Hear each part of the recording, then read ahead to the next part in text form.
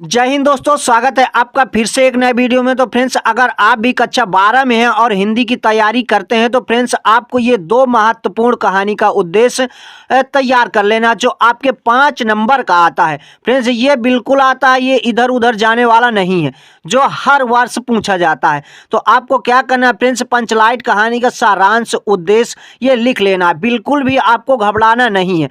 मैंने आपको उतने ही शब्दों में कंप्लीट लिख दिया है जितने में आपका बोर्ड एग्जाम के पेपर में पूछता है। तो फ्रेंड्स, ये दोनों कहानियां आपको याद कर लेना है। 5-5 नंबर की आती हैं, इनमें से दो एक को जरूर आना है, जो काफ़ी ज़्यादा इंपॉर्टेंट है। ये आपके 5 नंबर नहीं कटने वाले हैं। तो फ्रेंड्स, चलिए किस प्रकार से लिखते हैं। आपका प्रश्न है, पंचलाइट कहानी का सारांश एवं उद्देश्य लिखिए। उसका सारांश भी लिख सकते हैं और उद्देश्य में भी लिख सकते हैं, दोनों को लिख सकते हैं। अगर उद्देश्य पूछ लेता है तो फ्रेंड्स लिख देंगे इसी को, और पंचलाइट कहानी का सारांश पूछता है तो इसी को लिख देंगे। उद्देश्य पूछता है तो फ्रेंड्स आपको स्टेप बाय स्टेप हेडिंग डाल के लिख देना है। अगर सारांश पूछता है तो इसे मैंने आपको लिख के बता दिया है। दोनों को बहुत आसान शब्दों में, जिन्हें आप याद कर लीजिएगा, बहुत ही इंपॉर्टेंट है। फ्रेंड्स, आपके 80 वर्डों में कंप्लीट हो जाएगा। तो चलिए फ्रेंड्स, लिखते हैं कुछ इस प्रकार से। आपकी पंचलाइट कहानी का सारांश है कि पंचलाइट हेडिंग डाल देंगे, फिर लिखेंगे पंचलाइट रेणु जी द्वारा लिखित एक ग्रामीण जीवन पर आधारित कहानी है। पंचलाइट का अर्थ है पेट्रोमैक्स अथवा गैस की लालटेन है। गोधन को सिनेमा का गाना गाने पर गांव के लोगों ने उसका हुक्का पानी बंद कर दिया।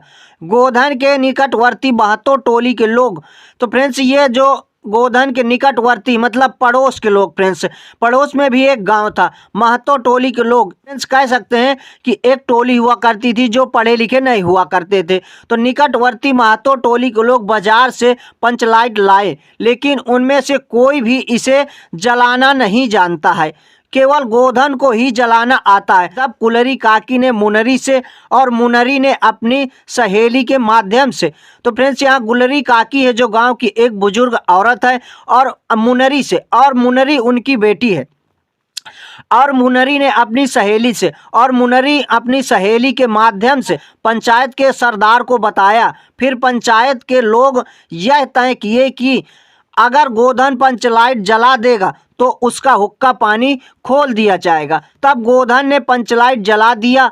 तो फ्रेंड्स गोधन वहां से आता है, वो जंगल चला गया था। तो फ्रेंड्स तब गोधन वहां से आता है और पंचलाइट जला दिया। तब गोधन ने पंचलाइट जला दिया और पंचायत की इज्जत बचा दी।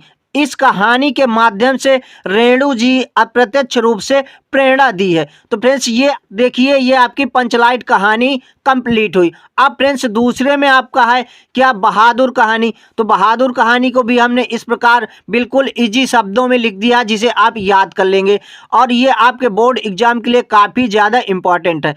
तो इसी प्रकार फ्रेंड्स ये बहादुर कहानी का सारांश आपको हेडिंग डाल देना है। उसके बाद लिखना है अमरकांत जी द्वारा लिखित बहादुर कहानी एक मध्यम वर्गीय परिवार में नौकर के साथ परिवारजनों द्वारा किए गए अधिकतम कटु व्यवहार की कहानी है।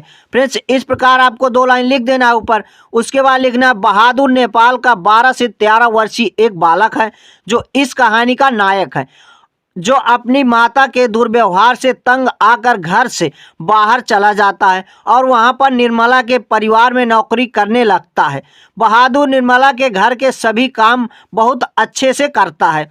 निर्मला और उसका परिवार पहले तो बहादुर से अच्छा व्यवहार करते थे, परंतु कुछ समय बाद वे उसके साथ मारपीट के साथ गाली गलौज भी करने लगे। मारपीट और गालियों के कारण बहादुर का मन काम में नहीं लगा।